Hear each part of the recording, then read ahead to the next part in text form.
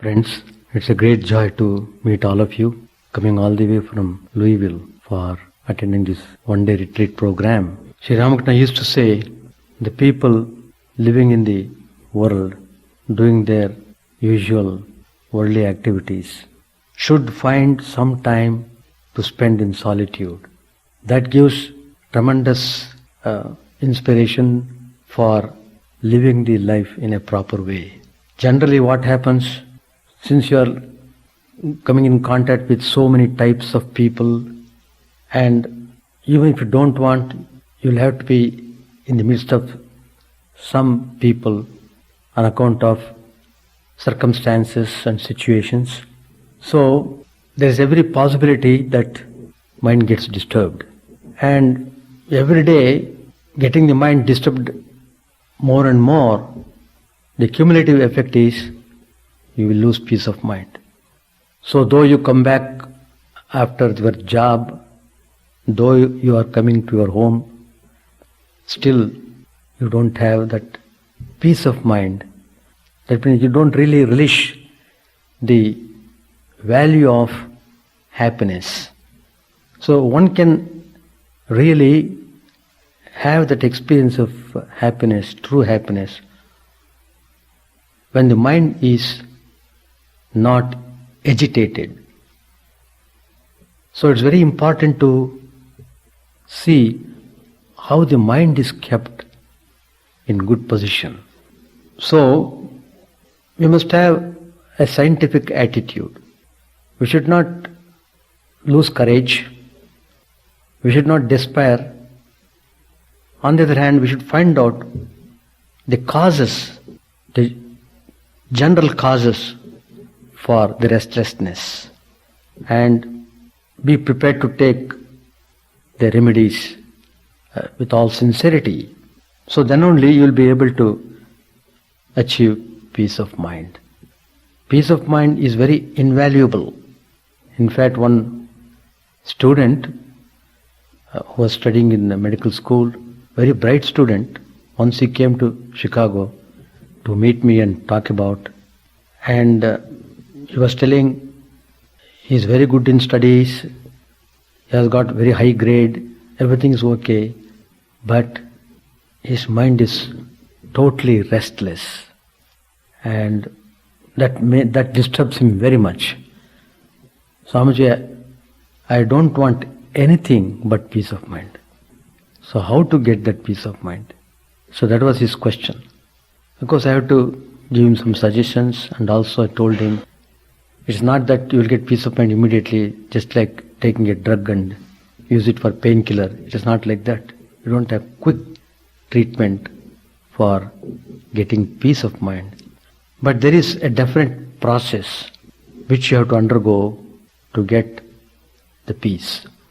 So every person is undergoing that problem of peacelessness. They do come for so many reasons. Interaction with people, likes and dislikes. So all these things are there. But these things happen so that we can learn through experiences and correct ourselves.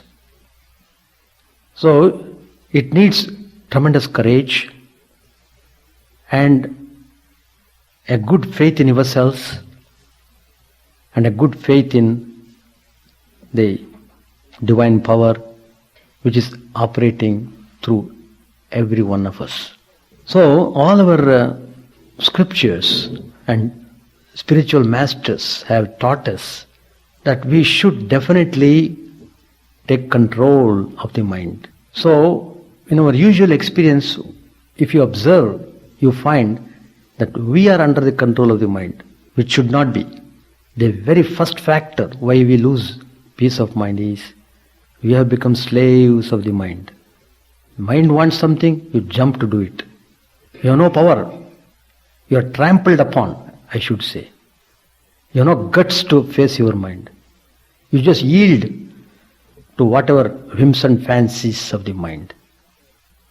And what does the mind do? It keeps you always dancing. It won't allow you to rest. That is the way of the mind. And why should you allow the mind to behave that way? What is the use of your claiming that you are the master of the mind? As a matter of fact, you are really the master.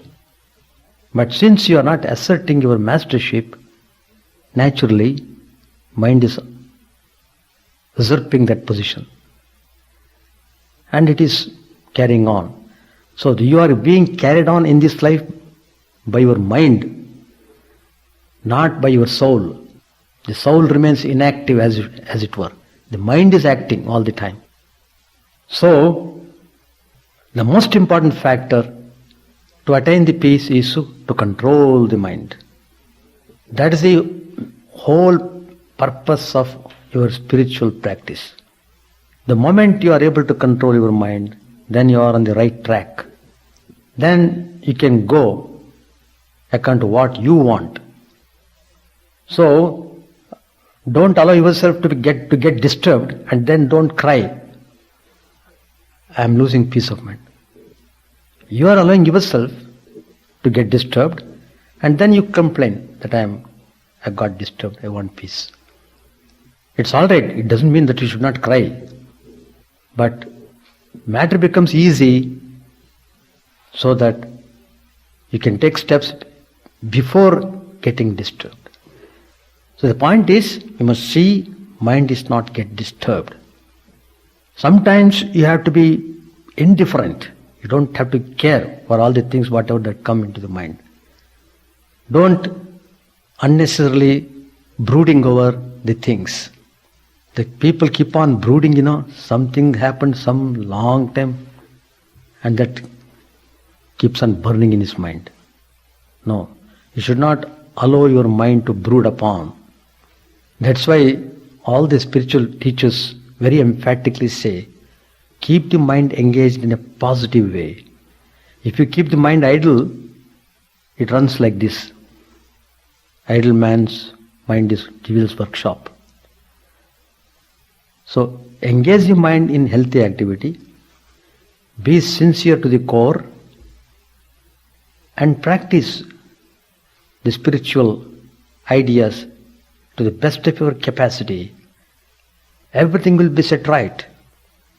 And setting right is the responsibility of God. God himself takes that responsibility. You don't have to worry. But you have to concentrate upon what you should do. There the point lies. That we are not doing. We don't do what we have to do. And we want everything to happen by miracle. It cannot happen. Be sure. Even if it happens by miracle, it's only temporary. Only temporary. On the other, afterwards you become more miserable than before. Because again and again you want that miracle to happen. So you have to determine yourself. So it depends upon your sincere aspiration.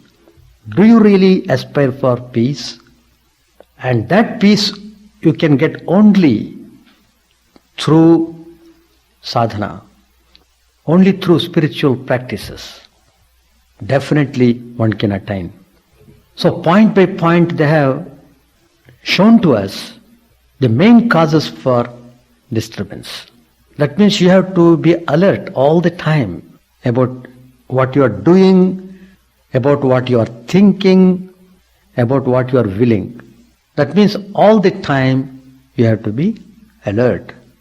It is true, in the beginning mind rebels, because all through your previous lives you have done so many things, unwanted things, disturbed things you have committed, and all those reactions are locked up in your mind. They all come up to the surface one by one. They do come. It is law. But then if you know it is a law, then you don't have to worry. Let them come. They come. If I don't give attention, they go back. If you give attention, they stay on and give further trouble. The way to counteract is ignore. Udasinata. Udasinata. You have to be really indifferent. Then you don't care. In order to have that attitude, you must be very strong yourself. That strength is spiritual strength. If you are able to ignore or be indifferent to certain things, that means you are developing tremendous spiritual quality, which is what is needed. Be spiritually strong. Be spiritually strong. That's the only way to counteract all the problems that might come up in life. Strength what we need. Anything that weakens should be discarded mercilessly, with full force. There lies the discipline. So you need to be disciplined. It is a very important step to rise up. So the very first commandment to achieve peace of mind is don't interfere in others' business unless asked for. That means you don't have to poke yourself unnecessarily and get disturbed. Sri Ramakrishna said in the Gospel, referring to the formation of a new sect by somebody, Sri Ramakrishna made observations. He said, there are many views. All these views are but so many paths to reach the same goal. But everyone believes that his view alone is right, that his watch alone keeps correct time. Most of us create our own problems by interfering too much, too often in others' affairs. We do so because somehow we have convinced ourselves that our way is the best way, our logic is the perfect logic, and those who do not conform to our thinking must be criticized and steered to the right direction, to our direction. That's why so many religious groups, that's what they do.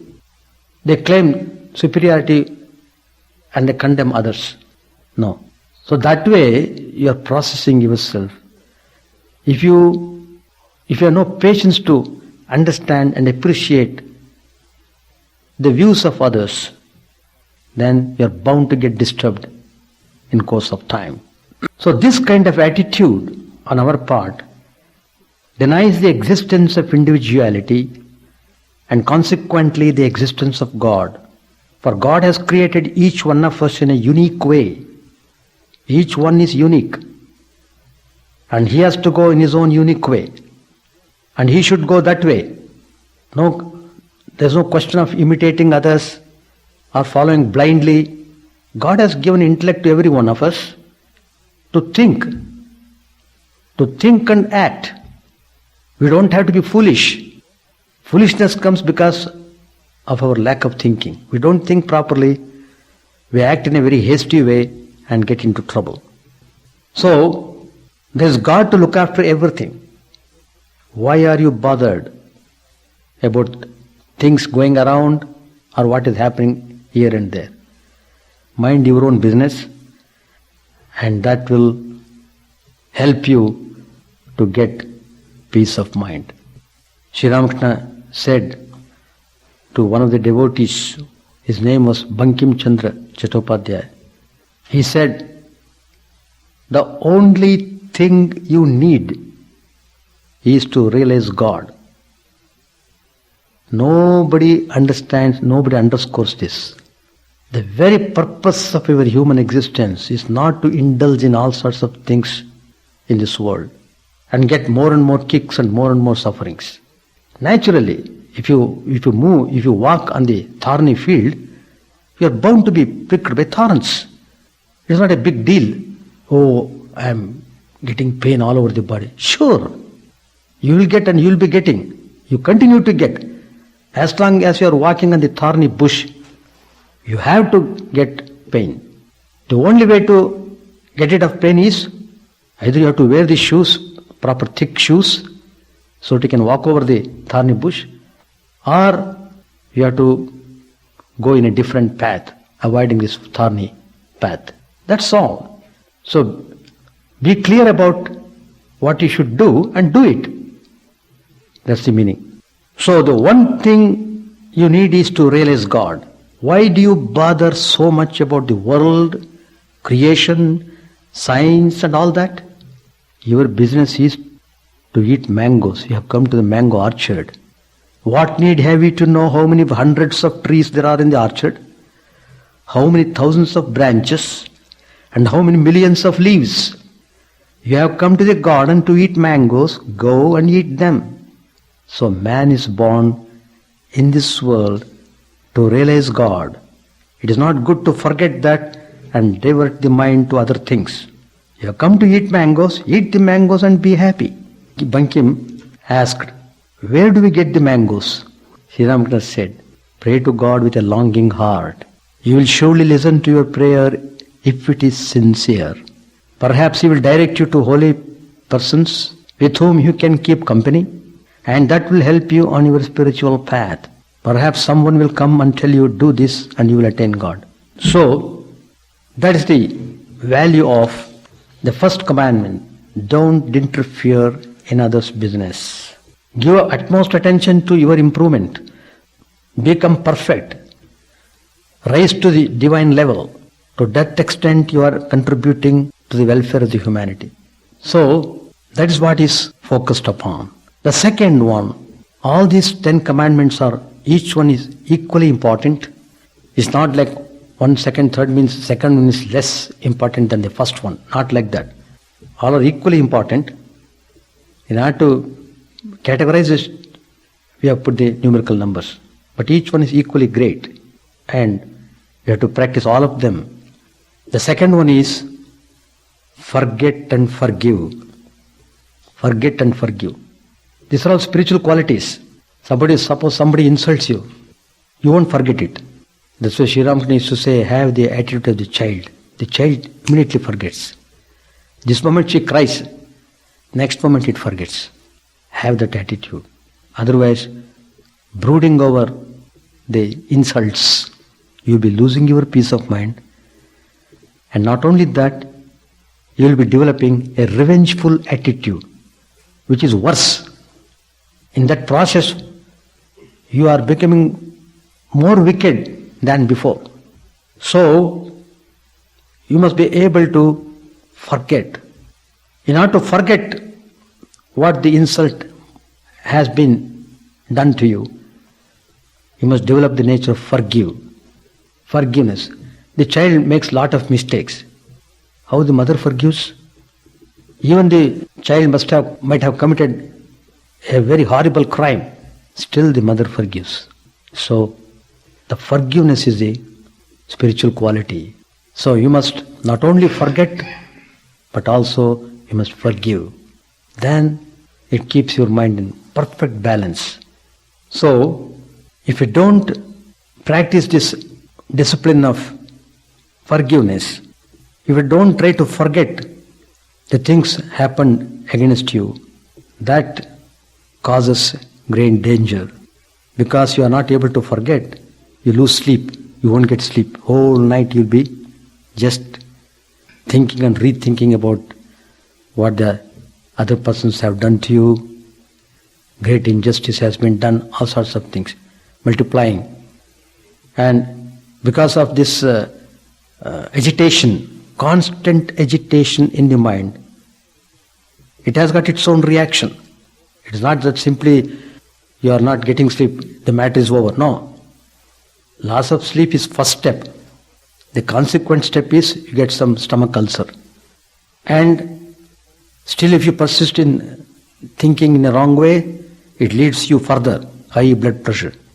And many other ailments. And then you will be destroyed totally. You will become useless. You become vegetable. So believe in the justice of God and the doctrine of karma. Whoever does whatever gets back. It rebounds to him in the same way so that he can learn a lesson. Life is too short to waste time in such trifles. Forget, forgive and march on. Take it in a sportive way. Sri Ramakrishna again said, O Lord, be gracious. My mind, which should think of you day and night, has been wasting its power. It thinks of worldly things alone. So, as I said earlier, the insult that is inflicted upon a person causes great disturbance and it leads to dangerous consequences. There's a very famous story which I'm going to tell you now. my point is to highlight the importance of this commandment, forget and forgive. You have to practice it.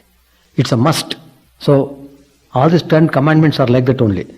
They must be done to get the most precious fruit, peace of mind. If you want to have that invaluable fruit of peace, you must practice all these 10 commandments in letter and spirit. So there is a famous episode in Mahabharata, the episode of Drona and Drupad. So Drona and Drupad both were students under the same guru. Because they were students, they became very close friends.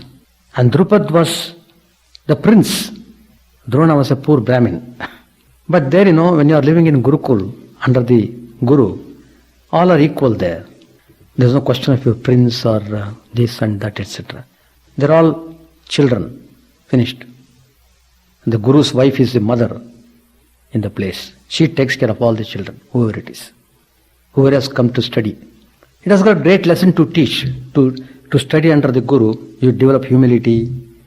You develop all very good qualities in living together. So, Drupad became very much fascinated with Drona and very close friends. So much so, Drupad began to even say, well, Drona, I want to tell you one thing. You know I am a prince. Don't worry. After this education in this Gurukul, you come to my kingdom. I will give you a very important position. I want you to be there in my kingdom. I value your friendship very much. Like that he was overwhelmed by the qualities of Drona, and he offered, and he even said, I am prepared to give even half of my kingdom to you. Please don't forget to come. Come to me. Like that all these loving conversations went on. And in course of time, the Gurukul education was over and they have to go back, and Drupad gone back to his kingdom, and Drona came back to his hermitage, and they began to live independently for a while. And Drona had a son. His name was Ashwatthama.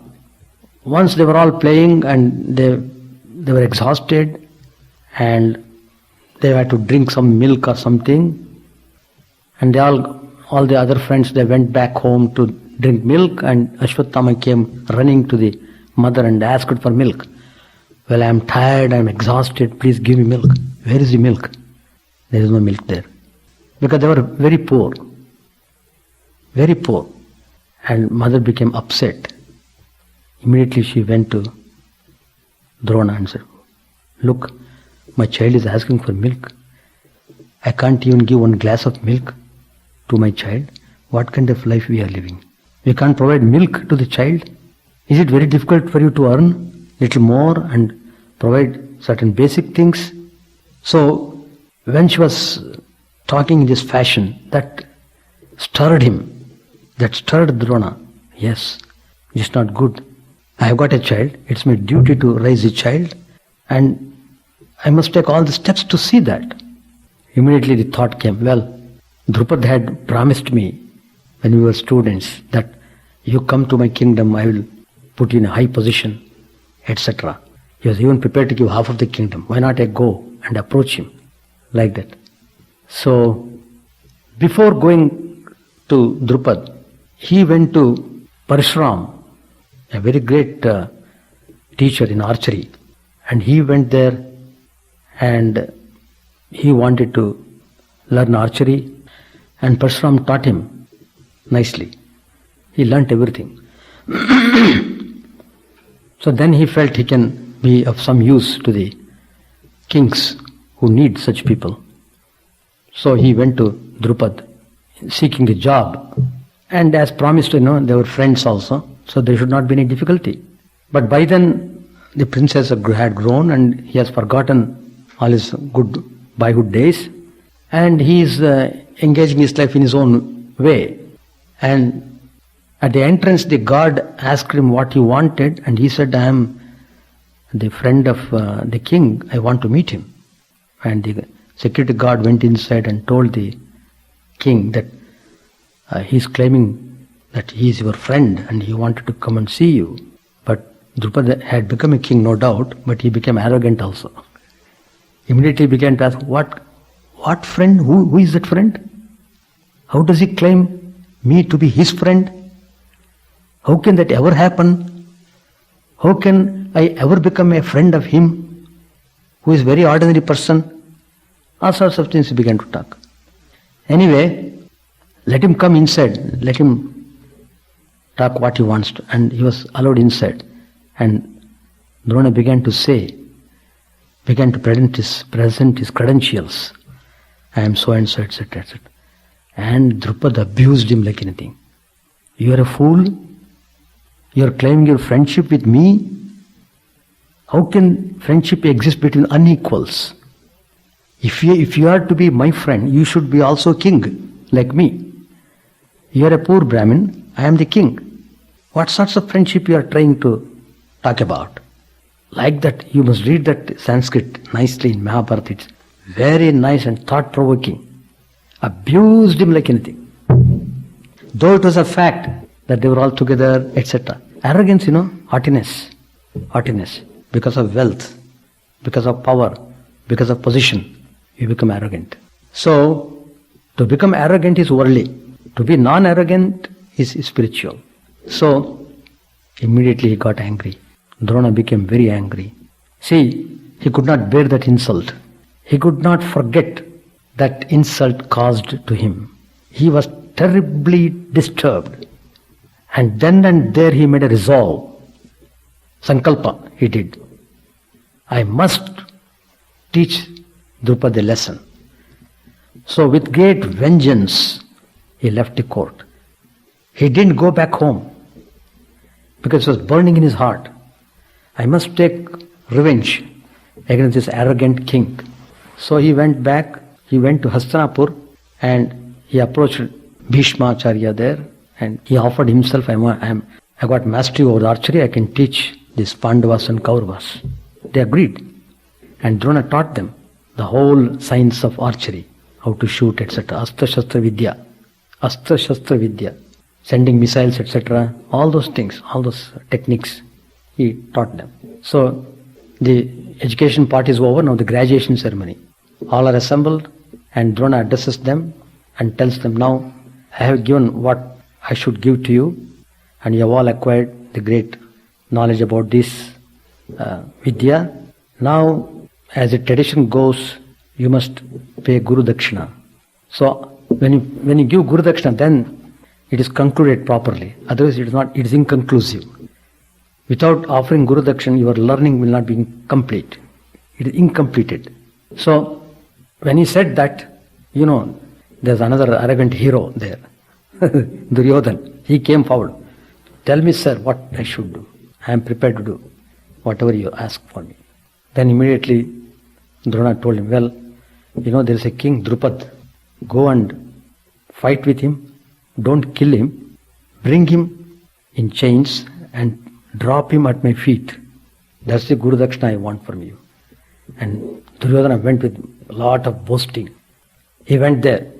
And Drupad was not ordinary. He was also a very great warrior. So he nicely bet him nicely. And he could not fight with Drupad anymore. He came back humiliated. Duryodhana. He came back humiliated. He could not show up his face. He was wounded. Then Drona was looking the faces of other people there, students. And then his eyes fell on Arjun. Arjun immediately came forward. Sir, by your grace, I should be able to accomplish. So use the word grace. The very first sentence itself gave him tremendous satisfaction to Drona. Well, he's having a right approach. Immediately blessed him. Go, let God bless you. So bring him. So he went and he fought. And Drupad himself admired Arjun for his bravery and use of techniques. And finally, Drupad was defeated. And Arjun didn't kill him. He could have killed him. But the teacher had told not to kill. So he didn't kill him. He brought him, dropped him literally on his feet. And then Drona told him, well, Drupad, now you are under my control. Now the whole kingdom belongs to me. Drona tells him. because Arjuna has conquered you. The whole kingdom belongs to me. That means I am the king now. I am the king. But still, I want you also not to lose the whole lot. I give you half of the kingdom to you. You be the king in your area and I will be king in my area. So we are equals now. Is it not? There should not be any problem for our friendship to continue. That was a great insult to Drupad. He felt terribly hurt. What a shame. What a shame. I had to take half the kingdom from Drona, my own kingdom back. It is unbearable. Anyway, he left without talking anything, but with vengeance. He could not forget. He went and approached a rishi. See, those days, the days were like that. Whenever somebody approaches a rishi, he should not say no. He should accept and do whatever he wants. And he wanted the help of the rishi to perform a yajna, by the power of which he should be able to get a son who would kill Drona, and he must get a daughter who would marry Arjun. So with these sankalpas, he wanted the yajna to be performed. And he did yajna. According to that, Drishtadyumna was born, who finally killed Drona in the battlefield. He got the daughter Draupadi, who married Arjun. The story goes. But see, that one act of insult, abusiveness, which Drona could not forget and forgive, how it led to dangerous consequences. So the whole Mahabharata war is full of revenges. So, if you are aspiring for real peace of mind, develop the quality of forget and forgive. That's the lesson. That's the second commandment. The third one is, don't crave for recognition. Don't crave for recognition. Sri Ramakrishna said, if a man loves the unreal things as creature comforts, name, fame, and wealth, he doesn't want to know God, who is of the very nature of reality. This world is full of selfish people. They seldom praise anybody without selfish motive. They may praise you today because you are rich and have power, but no sooner you are powerless, they will forget your achievement and start criticizing you. Moreover, each person is a mortal with a bundle of defects in them. No one individual is picture perfect. Then why do you value the words of praise or another mortal like you? Why do you crave for such false recognition and lose your peace of mind if the world does not praise you? Believe in yourself. People's praises do not last long and are not worth it. Do your duties ethically and sincerely and leave the rest to God. Sri Ramakrishna said to Pratap, it is not in England alone that one sees attachment to worldly things. You see it everywhere. But remember, that work is only the first step in spiritual life. God cannot be realized without sattva, love, discrimination, kindness, and so on. It is the very nature of rajas to involve a man in many worldly activities. That's why rajas degenerates into tamas. If a man is entangled in too many activities, he surely forgets God. He becomes more and more attached to lust and gold. But it is not possible for you to give up work altogether. Your very nature will lead you to it, whether you like it or not. Therefore, the scriptures ask you to work in a detached spirit, that is to say, not to crave the work's results. For example, you may perform devotions and worship and practice austerities, but your aim is not to earn people's recognition or to increase your merit. To work in such a spirit of detachment is known as karma yoga. But it is very difficult. We are living in Kali Yuga, when one easily becomes attached to one's actions. You may think you are working in a detached spirit, but attachment creeps into the mind from nobody knows where. You may worship in the temple or arrange a grand religious festival or feed many poor and starving people. You may think that you have done all this without hankering after the results, but unknown to yourself, the desire for name and fame has somehow crept into your mind. Complete detachment from the results of action is possible only for one who has seen God. Then the devotee asked, then what is the way for those who have not seen God? Must they give up all the duties of the world? Sri Ramakrishna answered, the best path for this age is Bhakti Yoga, the path of Bhakti prescribed by Narad. To sing the name and glories of God and pray to Him with longing heart. O God, give me knowledge, give me devotion, and reveal Thyself to me. The path of karma is extremely difficult. Therefore one should pray, O God, make my duties fewer and fewer, and may I, through Thy grace, do the few duties that You gives me without any attachment to the results. May I have no desire to be involved in many activities. That means duties definitely we have to do. It doesn't mean that you keep on multiplying the things to do and call them as duties. You must not engage yourself in too many activities. You must be very specific about that. You must provide some time to think, meditate, and read holy scriptures. You must devote some part of the day, every day, for spiritual practices. And that's the way to develop detachment. Otherwise, the great danger of attachment spoils you immensely.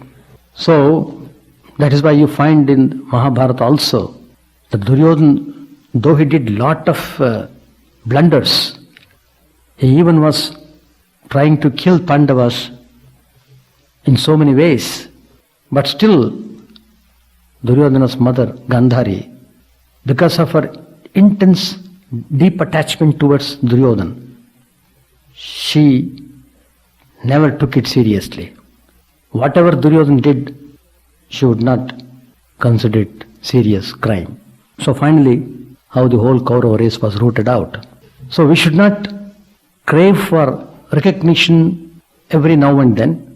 Concentrate upon what you are doing. If the recognition comes by itself, it is all right. Whether it comes or not, you should not bother yourself. That's the way of keeping yourself nice. Suppose you cook food for everybody. You have done your very best skills to prepare nicely. That's all right. People enjoy the food, everything. But if they didn't come and thank you for the delicious food, you should not feel upset. Oh, they enjoyed my food. Nobody ever came to me and even give thanks. I didn't want anything from them. Just thanks. Why do you expect thanks? To expect thanks is worldliness. Don't expect God thanks you. Do you appreciate thankfulness from God, or do you value thankfulness of the people? People nowadays, now in the morning they thank you, in the evening they criticize you.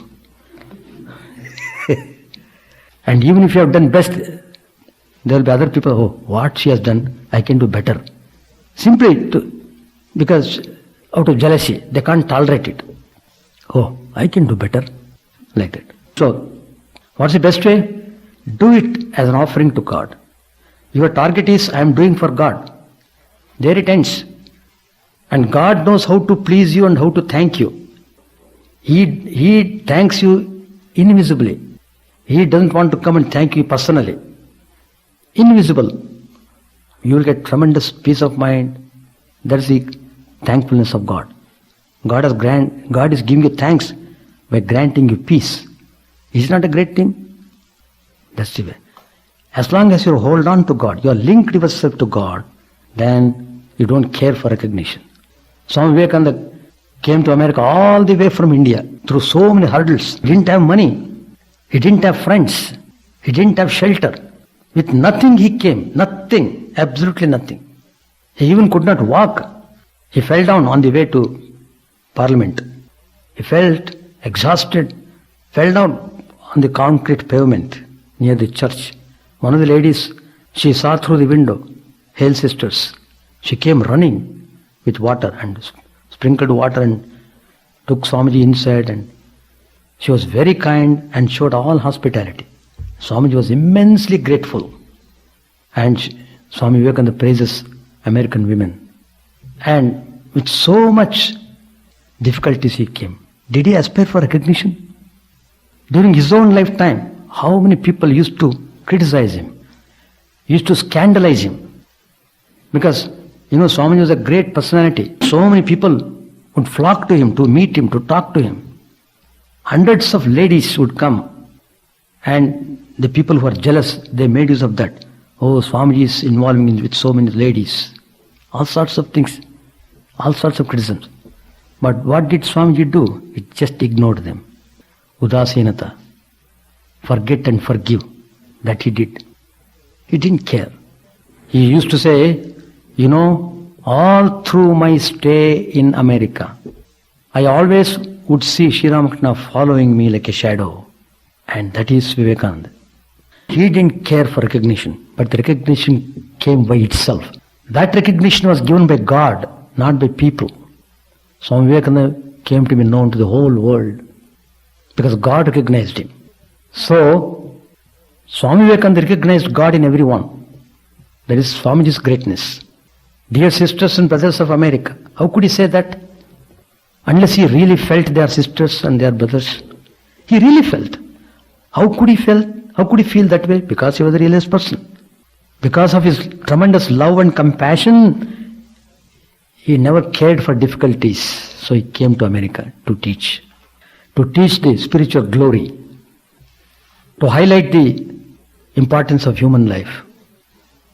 In order to realize the truth, you have to be born as a human being. Even in heavens, you can't realize the truth.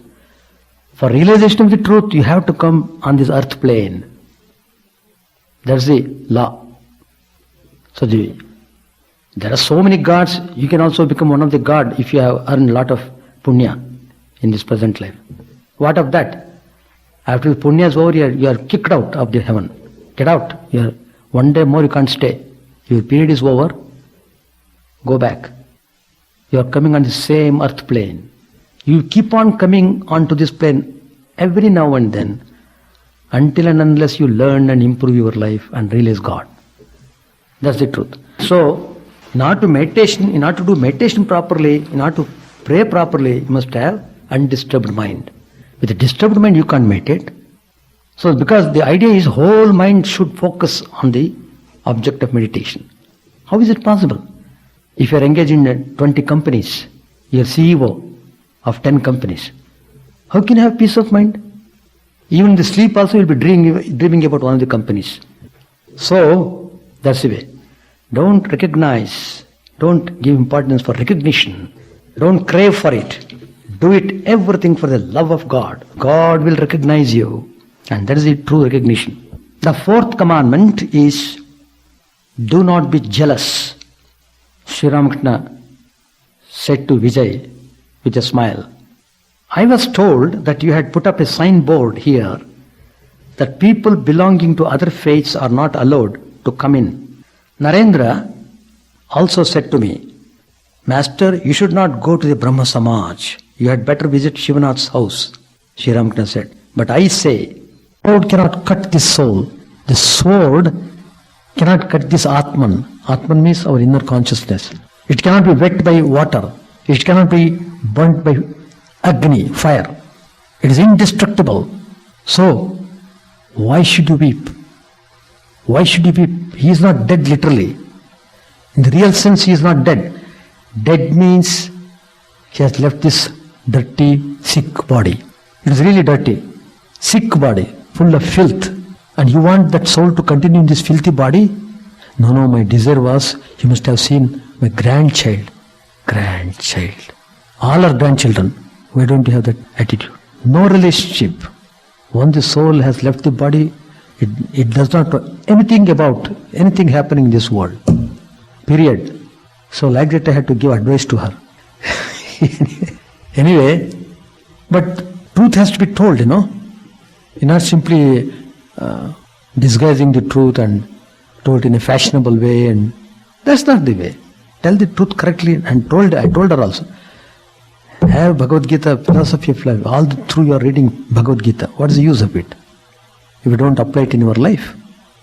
You have done your duty. You have taken care of your husband. You were attending in the hospital. She was all the time in the hospital. So all those things you have done. That's all. You have done your duty. There it ends. Nothing more than what you can do. Nothing more. You can't bring eyes. Everybody has to go one day or other. Everybody, every being has to go. So none belongs to you.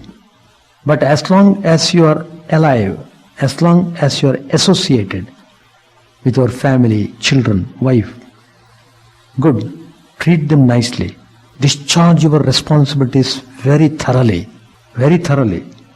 And then, but in our inner hearts, you must always think of God. God is my true, and it is my true abode. My true abode is in God. Allide mane, illi bande summane. This is a song by Purandar Das. Allide nammane, illi bande summane. Have you heard that song? It's a beautiful song. Allide nammane, illi bande summane. So all the Purandar Das kirtans are sublime. More than 700,000 songs he has composed. Was miserly, 100% miser he was before he became a saint. And he transformed himself into a saint in his lifetime. Probably you have not heard the story, but if you are interested in hearing the story, you can hear me afterwards in my free time.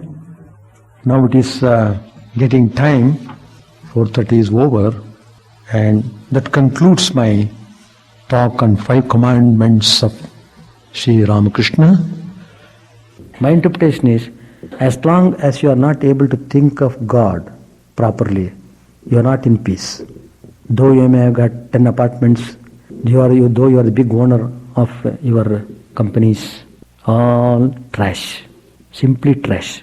You can't take anything of this world. The only thing that comes with you is your mind. And the mind is a storehouse of all the impressions that you have done in this life. It adds on. Mind is like a very big bag. It can hold on any impressions, and they stay there to give troubles. Of course, if you have got good impressions, good samskaras, they will help you. If you have got bad samskaras, they will harm you. So you will be tossed. You'll be kicked from this end to that end, and from that end to this end. You'll be constantly you'll be kicked, you'll be going on kicked that way until and unless you learn, until you humble yourself, until you free your ego, until you smash your ego. It keeps on coming to you in so many ways. Unbearable things happen. Anyway, what I want to say is this: balancing. People are talking about balancing way of life. Balancing way of life you cannot accomplish unless you are spiritually oriented. So the orientation of spiritual life is important if you really want to balance the life. And Sri Ramakrishna also gives a technique of balancing your life. He says, Yogaha karmasu kaushalam. So when you are doing work, there must be skill. It's a skill in doing work in a proper spirit and in a proper way. It should be done. And Sri Krishna also says that why people suffer, because they begin to earn money because they are crazy for money, and they begin to earn money by improper means. Anyayena artha sanchayan. Krishna says that in the Gita. Asha pasasatair baddhaha kamakrodha parayanaha ihante kamabhogartham anyayena artha sanchayan. So, the moment you begin to earn money by improper means, you are incurring all sorts of negative forces into your system. They may not immediately act upon, they may not immediately pounce upon you, but they are like lions waiting on the tree, waiting for the opportune moment to break your neck. So, means also very important to earn the money. You may not earn good money, Very good, be satisfied what you have earned by proper means. That's the meaning of Lord Krishna's telling in the Bhakti Yoga, Santushto yena kenachit. What a tremendous quality. Santushtaha. Be satisfied with whatever you have. Don't multiply your desires and then cry. You create desires and you want somebody to pour money upon you, and you want to get into somehow rob money by whatever means possible. If you do it through intellectual, it's intellectual robbing. You're robbing through your intellectual faculty. That's also robbing. So how can you go unpunished for that robbing? You're deceiving the people by your intelligent ways. Is it not wrong? And do you think that will go without any reaction? It will come. As I said, as long as you are in this earth plane, you are bound by reactions. Nobody can escape. Everybody has to pay for it. That's all what I wanted to say. Now, the sixth commandment is as good as the other five. Everyone is important, as I already told you. Endure what cannot be cured. It's a very, very famous and very significant statement. You have to endure it. That's the way of keeping the mind calm. You don't have to grumble or you don't have to criticize. Just be patient and bear with. Sri Ramakrishna said again in the Gospel, one must practice spiritual discipline as self-restraint, self-control, forbearance and the like. This is the best way to turn a disadvantage into an advantage. Every day we face numerous inconveniences, ailments, irritations and accidents that are beyond our control. We must learn to put up with these things. We must learn to endure them cheerfully, thinking, God will it, so be it. God's logic is beyond our comprehension. Believe it, and you will gain in patience, in inner strength, in willpower. So, you take the example of Sri Ramakrishna himself, how he got through that throat cancer.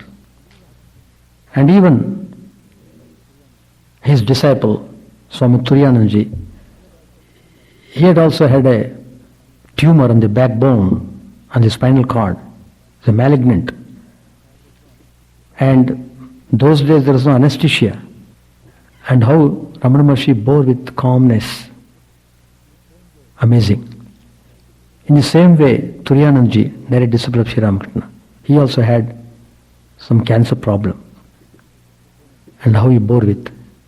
He came and cut directly without anesthesia. He just remained calm.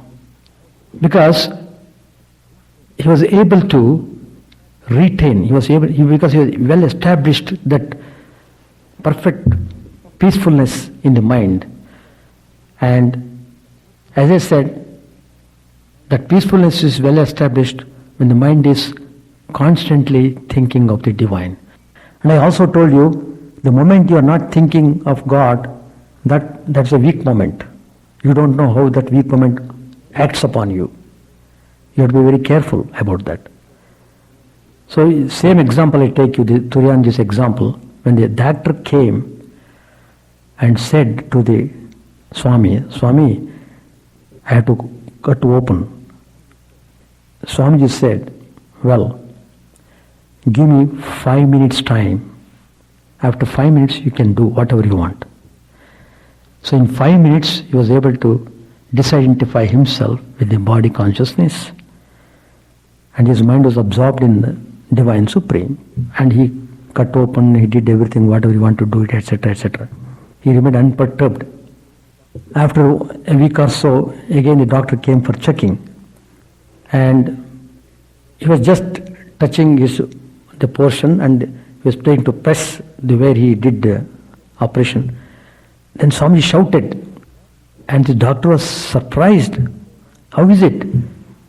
The other day when I came, I cut open it, I used my knife, no anesthesia, you bore it so nicely, you witnessed it calmly without any reaction, but now I am not doing surgery, etc. I am just pressing and finding out the nature of the wound. But you are shouting with pain, which so much I couldn't understand. Then Swamiji said, look, that time you warned me. You told me that you are doing like this, so I asked 5 minutes time and I could disidentify myself. But now you come all of a sudden without my notice, you began to punch the part. So my mind was not in that high state. My mind was on the lower level. So it followed with the pain, etc. See that point. If the mind is absorbed, then you can remain tremendously peaceful. There's another example. Swami Chidananda Ji, he is also one of the direct disciples of Sri Ramakrishna. He was the president of Ramakrishna Mission. The practice is, all the monastic members, they would go and sit with him for a while and talk, and then they would go. And on that particular day, they all came and they talked with him, and finally they said goodbye, and they all went back to their rooms for sleeping. And Swami was preparing to go for sleep, night. Suddenly he got attack of asthma. He had asthma problem. Suddenly it aggravated. He tried to control, he could not do it. The more he controlled, the more it was coming vigorously. He could not even breathe to that point. He tried his best to breathe as much as he can. The stage came when he cannot even breathe. Then a thought came, if I continue in this way, shall I survive? I may die. The body may be dropped. So at that moment he decided, well, let me go into meditation. Within a minute, he disidentified himself. His whole mind was taken out from this body consciousness and focused on Sri Ramakrishna. Whole night he has spent in meditation. Next day, morning, when he came out of meditation, there was no asthma problem. It's not that was cured, but that asthma problem was not there. That breathing problem was not there. He was breathing normally. And all the monastic members came. Morning they come and do pranams and take blessings. That's a practice. Even now, the same practice. All the monastic members, they came and did pranam. Swamiji, did you have a good sleep, etc.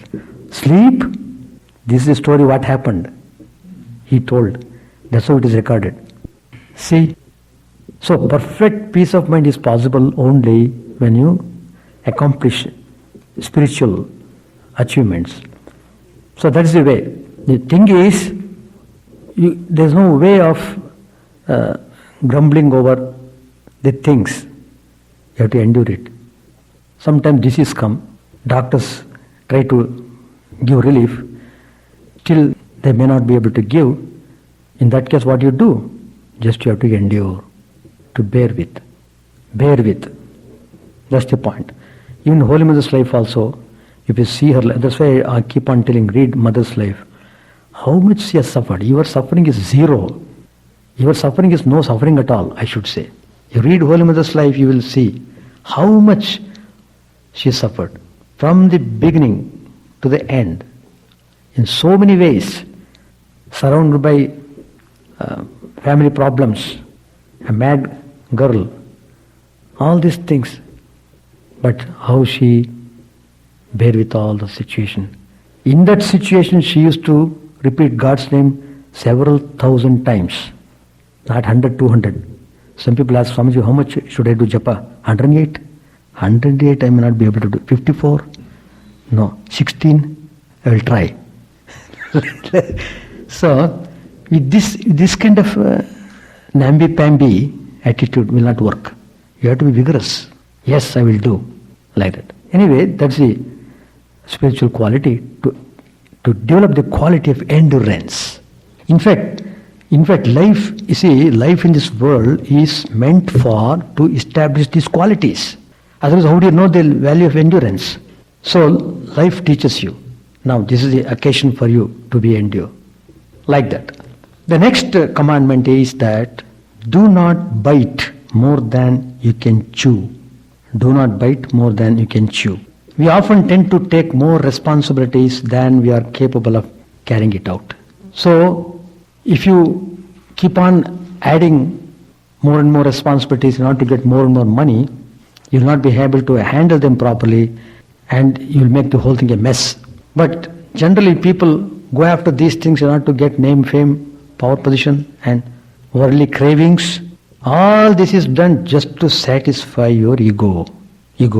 But you must know your limitations. Why take on additional loads that may create more worries? You cannot gain peace of mind by expanding your external activities. If you have extra time, spend it in a more useful way, improving your inward life of prayer, introspection and meditation. This will reduce those thoughts in your mind which make you restless. Fewer the thoughts, greater is the peace of mind. There was one person who said, and he got retirement, Swamiji, I am retired now. Big news he is revealing, he is retired. As if he is going to give the whole mind to spiritual practice. Then I asked him, what are you doing now? What to do, how to spend the time? I joined the club. Club? See. So, it's not so easy. Unless you train from the young age, unless you train vigorously, unless you really strongly aspire for it, simply by thinking of it, it won't come. So use the time in a proper way. That is the way it should be done. Next one is meditation to be done regularly. Meditation should be done regularly. Sri Ramakrishna said, the other day I told you the meaning of bhakti. It is to adore God with body, mind and words. With body means to serve and worship God with one's hands, go to holy places with one's feet, hear the chanting of the name and glories of God with one's ears, and behold the divine image with one's eyes. That's the meaning of engaging body in the service of God. Serving God with mind, how do you do that? It means to contemplate and meditate on God constantly and to remember and think of His Leela. With words means to sing hymns to God and chant His name and glories. Devotion, as described by Narad, is suited to the Kali Yuga. It means to chant constantly the name and glories of God. Meditation makes the mind serene. This is the highest state of peace of mind. If you meditate earnestly for half an hour every day, you will tend to become calm during the remaining 23 and a half hours. Your mind will not be disturbed as much as you before. You must gradually increase the period of daily meditation. You may think this will interfere with your daily work. On the contrary, this will increase your efficiency and you will turn out more work in less time.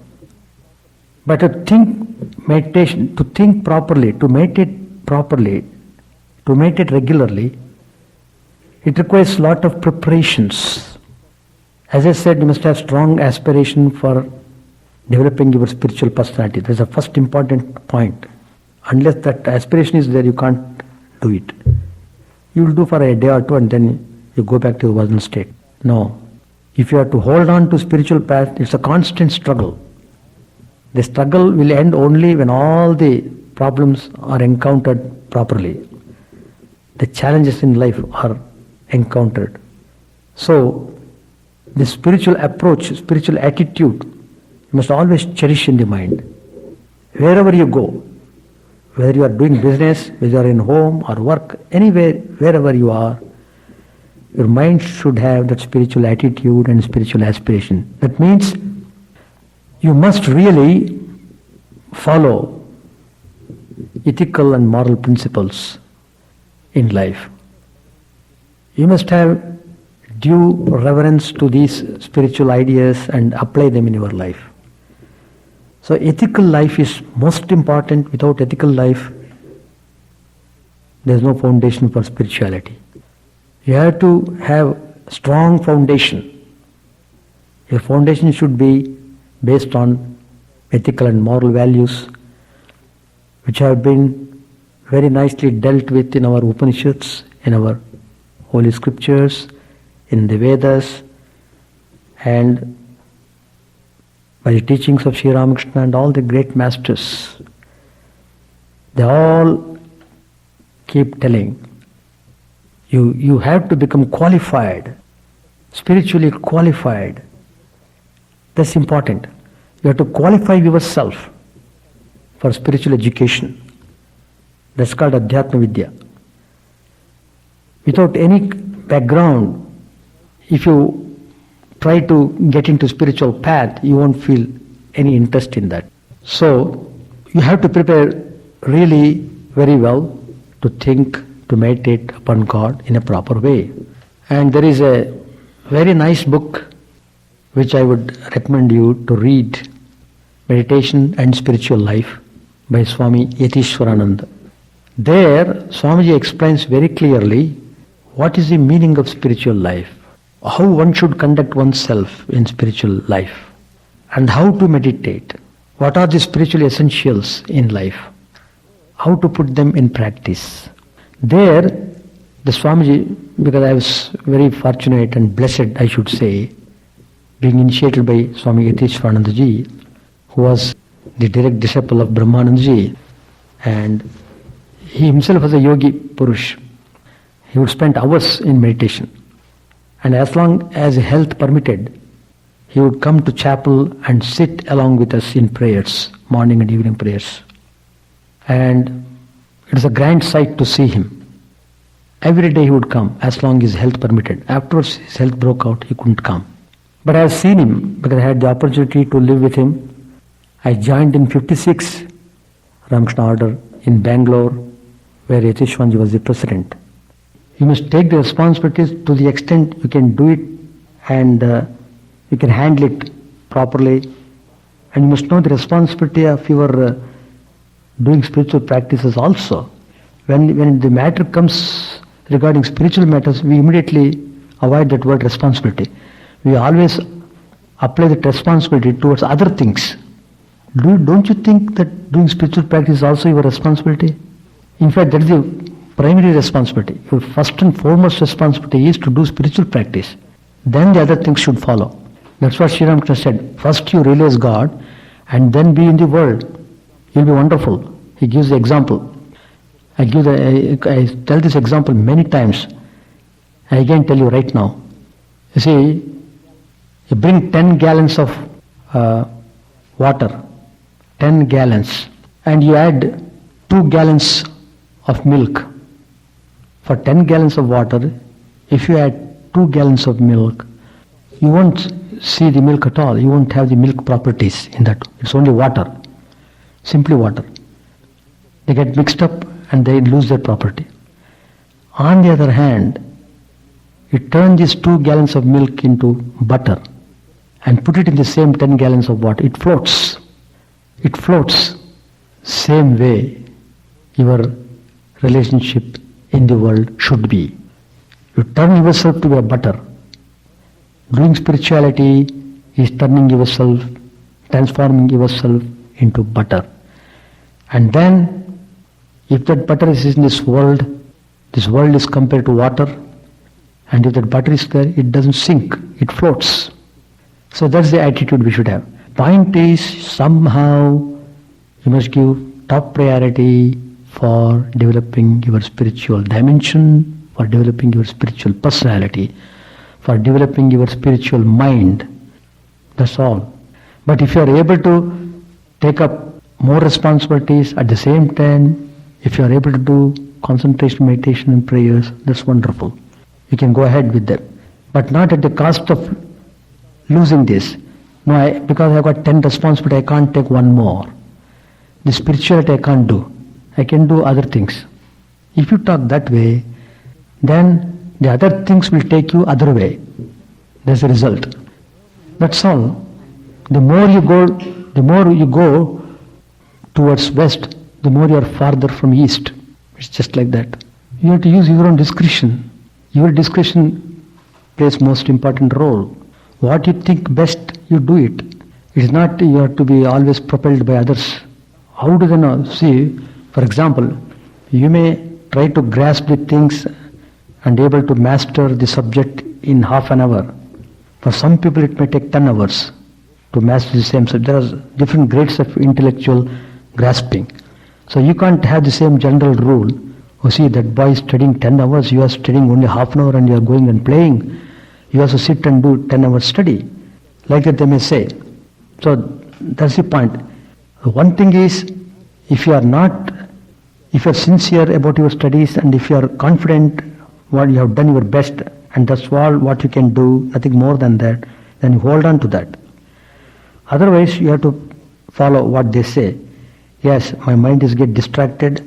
Every now and then I go and play and watch TV and watch games and so on, and I'm giving excuses, and in the end I am not able to study properly, I'm not attending MBA exam properly, I'm not getting grade. So that should not be.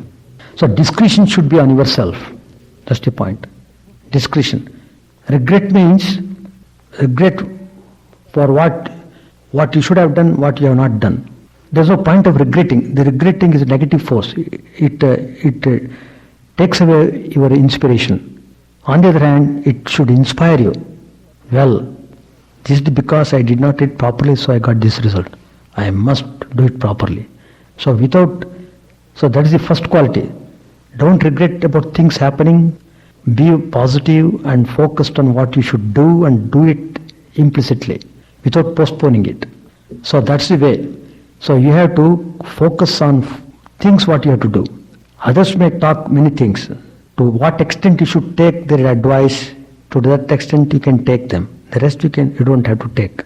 You don't have to worry, you don't have to bother about at all, about other things. They may talk this way, they may talk that way. Let them talk anything what they want. The moment you become indifferent, they become themselves. Oh, he is not caring our advice. Let him do whatever he wants. That's how they remark. That's all.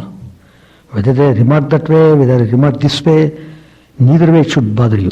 So free from botheration is one of the important factors to attain peace. Unless you have peace, you can't study. If there are 10 people talk in 10 different ways.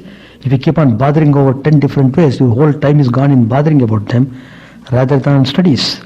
That's not the way. You kick them all once for all. In one shot, you remove all the 10. Like Sri Ramakrishna did salt trees with one arrow, he shot all these 7 salt trees. It's a test for killing Wali. In Ramayana, it comes. It is just like that. Yeah, the point is, first you must know the divine nature of God, to think of God. What are the divine natures of God? And that is given. Compassionate, forgiving, all the divine qualities. There is a chapter in Bhagavad Gita, Daivi Sampat Vibhaga Yoga. Daivi Sampat Vibhaga Yoga. Chapter 16 or 17. So you go through that chapter, when you contemplate on God, for example, suppose you concentrate on Sri Ramakrishna, you get the qualities of Sri Ramakrishna. That is, your devotion will be enhanced and you get renunciation spirit. Your mind will not crave for the worldly things anymore, and you are able to enjoy peace and bliss. These are all the outcome. These are the results of your focusing mind on the divine incarnation. So you get the divine qualities in yourself. So you'll be able to rise from human level to divine level. That's the idea. And you'll be able to realize the truth. So God's forms are the ways to reach the truth. To know the truth means what? To know your true nature. Who am I? Am I this body? You are Ramya now, undoubtedly. But who knows? You are not Ramya all the time. In your previous life you are not Ramya. In the future life also you may not be Ramya. Who knows? So there's a continuation of birth. Birth and death keeps on coming like cycling. We keep on coming back and forth. Because why we are coming back and forth? It is because God is ever compassionate. That's why we are coming back and forth. Because God gives you chance one more. Take chance one more. Like that ad infinitum. He gives chances for us to improve our life, to realize the truth. So as long as you realize, so long you have not realized the truth, God keeps on giving you opportunities to come birth after birth. So that is indirect way of teaching. God wants to teach you indirectly. You have to learn yourself. That's the point. Learning yourself through experiences. Life comes to give experience. Experience comes so that you may learn. So that learning gives you higher life. See, Lord Krishna says in the Bhagavad Gita, one who is constantly thinking of me and my teachings, suppose he dies, I will make him born in a good family of yogis. He will continue his spiritual path further and he will be able to reach me. That's what, when your mind is able to focus on God and when you're able to develop your spiritual personality to the proper extent, then only the coming of birth and death ends. Till then it comes. Even becoming one with God also, there are many ways of doing. Some people want to remain as devotees of God, and somebody they want to come to the world and serve the humanity like Vivekananda came. And so always the incarnations come with some associates. Those associates, they are all realized souls, but they suffer. Why they suffer? They suffer not because of themselves, they suffer because of others. Through suffering they want to show us the way to love, the way to live the life. How the Holy Mother showed the example of being a married woman, how she conducted her household life, and how she was all through practicing spirituality to show us to the way of life. Married life doesn't mean simply sex life. People always have that wrong notion. So it's a very noble life if people follow some discipline in the family life. The discipline is given, but nobody cares to that discipline. That's the problem. You see, every now and then in our scriptures say, for example, festivals, important festivals, the wife should go back to the parents' home. They are allowed to, they must go to attend those festivals, Deepavali and some other things. Like that, so many occasions come so that the husband is free from the wife and wife is free from the husband for a while. That keeps the health of the both husband, both will be healthy. For a while they are away. So, not that all the 24 hours, all the 24 days, all the months, etc., you must be engaged in sex act. No, that's foolish. And during pregnancy time, and after the pregnancy when the child is born, there are so many ways. And even for the sexual act also, they prescribe the time. You should do in those times only, not at all the times and all the time. But who follows that? In fact, Brihadaranyaka Upanishad deals with the subject very, very clearly. Brihadaranyaka Upanishad, it deals with, if you want to have a very good son, having noble qualities, you can have it. You do this, you will have it. You follow this discipline, you will have it. Like that, it deals with, I'm amazed to see, in the Upanishad it comes like that. It's one of the yajnas. Panchamaha is one of the yajnas, this householder life. But people, they forget. They can't hold on to discipline, that's the problem. The moment you let loose the discipline, you go very fast downwards. It is like ball jumping from the high steps. Once the ball slips one step, before you can realize it has already reached the bottom. It is like that. When you lose control over the discipline, the moment you realize it's already gone, you already not go through music teacher. I just learned through hearing, constant hearing. Of course, we had a very good Swami who could sing well, and he would take class for the monastic members. I also would attend. So, that way, how Swamiji was very inspiring, and he has written that book. All the talks which he had given in Germany, they're all recorded and they're all given in the book form in meditation and spiritual life. So what I'm telling is, he himself was a person who did practice. It's not that simply because people can write books, So, this meditation and spiritual life is a very serious book. Serious book in the sense, it deals with the matter clearly. It doesn't compromise. Oh, here he is a householder, he is a monk, he is novice, he is this, he is that. No question. Truth is given in its own way. Truth is truth. Application, it depends upon you. If you want to apply it, but if you want the result, things are there. Don't give reasons. Oh, I am a worldly man, I am a householder, I have got wife, I have got children. No reason should come there.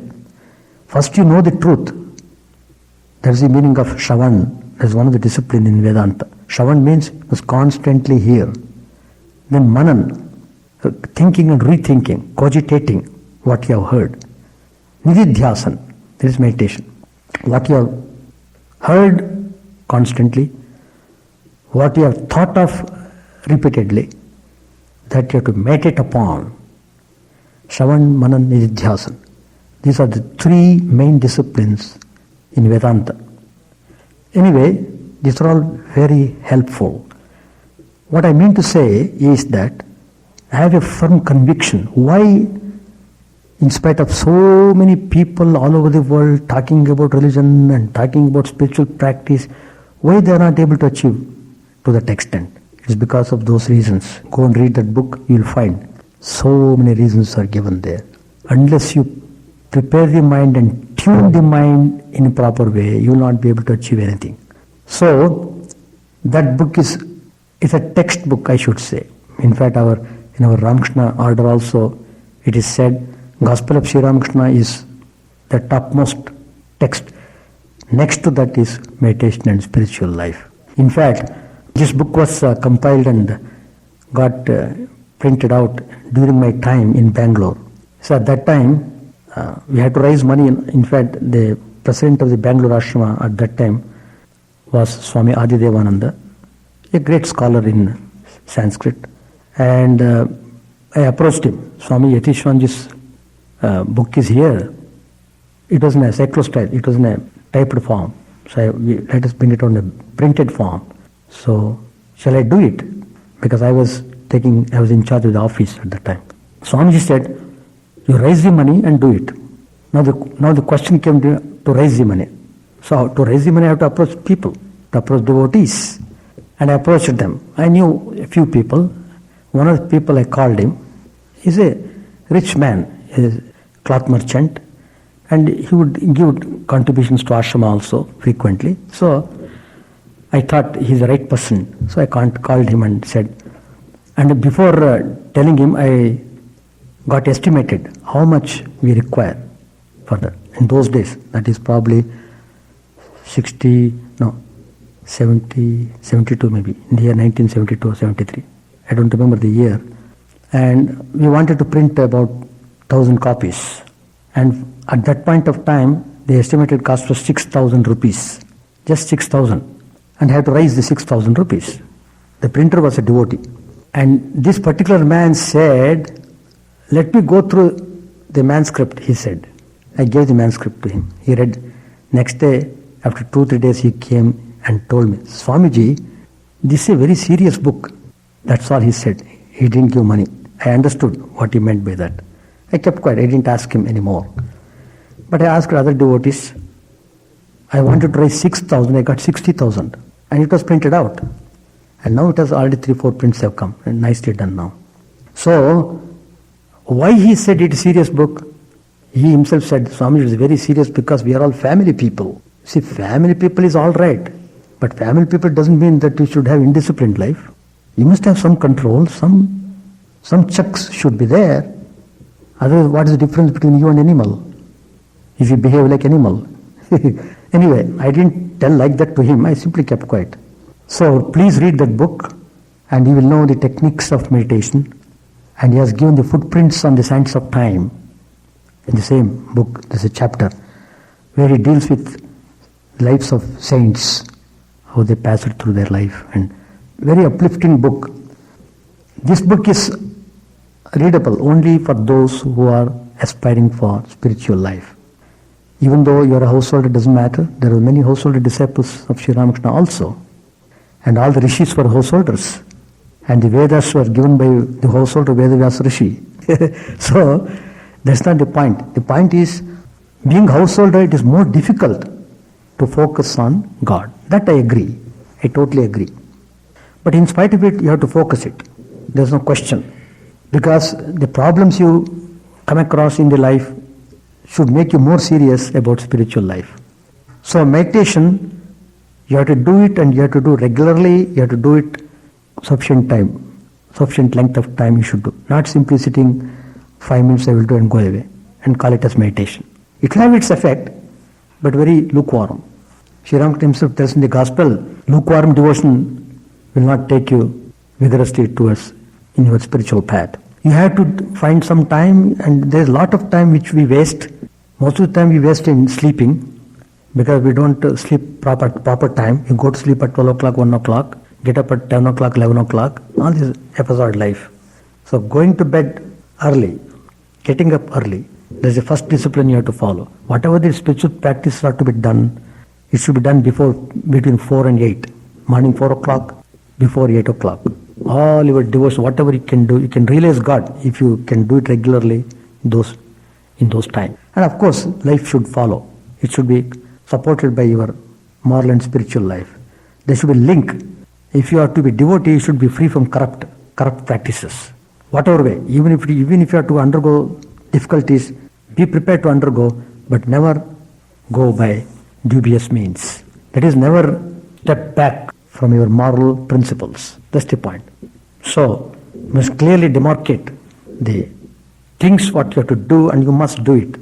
So, rajas coupled with tamas, that's what we want. Not rajas degenerate into tamas. Rajas rising to sattva, that's what we want. So, a mixture of sattva and rajas, that is needed for spiritual practice. The 9th commandment is never leave the mind vacant. That means you must fill up the mind with positive ideas, with healthy ideas, with uplifting ideas. So, that's the way we should conduct our life. In fact, I am referring to Yatishwanji. I told you, in his, as long as health permitted, he would come to chapel and sit along with all the members attending evening arati, etc. And I had the opportunity to serve him morning breakfast. 8 o'clock is his breakfast time morning. I would carry the food from the kitchen to his room, another building. Same compound, another building. You have to carry, and I would go at 8 o'clock. Of course, he would very smilingly, he would welcome. That is sweet nature. Very smilingly. That smile attracted me most. And he opened and invited, and I would serve him and go. So, I watched him different times. I would go in the afternoon, and night times also I would go and serve him dinner. What I would see, he would never be idle. If he is sitting on the chair, he will be reading the book. What book? Spiritual book. Definitely, it is very definite. And suppose he goes to bed, lying down. Immediately he won't get sleep, but lying down. But what he would be doing? He would be doing meditation. I am seeing him counting in through his fingers and closing his eyes in lying posture and thinking of God. I have seen him. So that means how really he was trying to fill up the mind always with the divine thoughts. That's important. In fact, before I joined the mission, he gave the book. Read these 2 books, Universal Prayers and Divine Life. He himself has written those books. Those books he gave it to me. And after joining the mission, he gave another book to read, Spiritual Teachings of Swami Brahmananda or Eternal Companion. So, the solid books which will clarify all your doubts. All your doubts will be clarified if you read these 3 books. Very clearly it has been dealt with. So, Sri Ramakrishna used to say, work is necessary. It will not do to say that God exists and then idle away your time. No. You must reach God somehow or other. Call on Him in solitude and pray to Him, O Lord, reveal Thyself to me. Weep for Him with a longing heart. You roam about in search of lust and gold like a madman. Now be a little mad for God. Let people say, this man has lost his head for God. Why not renounce everything for a few days and call on God in solitude? That's what you are doing. Coming to retreat is like spending time in solitude. So you are partly practicing renunciation. At least at this point of time, you are not thinking about other things. Temporarily, at least, they are not bothering you. What will you achieve by simply saying that God exists and doing nothing about it. There are big fish in the Haldar Pukor, a tank. But can you catch them by merely sitting idly on the bank? Prepare some spiced bait and throw it in the lake. Then the fish will come from the deep water and you will see ripples. That will make you happy. Perhaps a fish will jump with a splash and you will get a glimpse of it. Then you will be so glad. Milk must be turned to curd, and then curd must be churned. Only then you will get butter. So there was one devotee, his name was Mahima Chakravarti. He said to him, what a nuisance. Someone must show God to a man who himself sits idly by all the while. Someone must extract the butter and hold it in front of his mouth. Ah, love. What a bother. Someone else must catch the fish and give it to him. A man wanted to see the king. All these are Sri Ramakrishna's words in the gospel.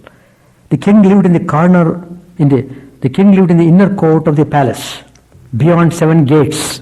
No sooner did the man pass the first gate than he exclaimed, "Oh, where is the king?" But there were 7 gates, and he must pass them one after another before he could see the king. So 7 gates he had to pass through. But at the time when he reached the 7th gate, nobody need to tell him where is God.